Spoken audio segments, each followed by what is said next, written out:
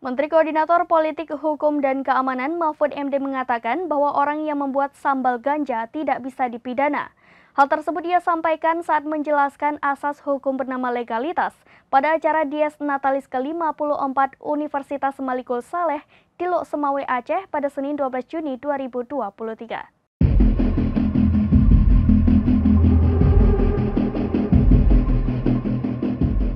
Menurutnya, perbuatan mengolah sambal ganja atau meminumnya tidak bisa diproses hukum lantaran tidak adanya pasal atau aturan yang mengatur atau melarang.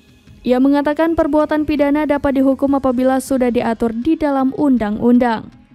Mahfud melanjutkan ada pula dalil agama yang mengatur terkait hal itu. Dalam Islam ada dalil bahwa seorang tidak boleh dihukum sebelum ia tahu ada risalahnya. Mahfud MD memberikan contoh lain terkait hukum agama Islam yang diadopsi di hukum modern, yakni tentang keputusan hakim yang mengikat dan harus ditaati.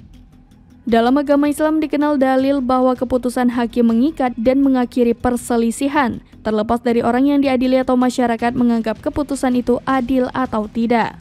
Meski begitu, hakimnya bisa ditangkap, namun putusannya tetap berlaku. Menurut Mahfud, dalil-dalil yang ada dalam agama itulah yang kemudian masuk lewat Civil Code dan masuk ke Indonesia dan diajarkan oleh fakultas-fakultas hukum.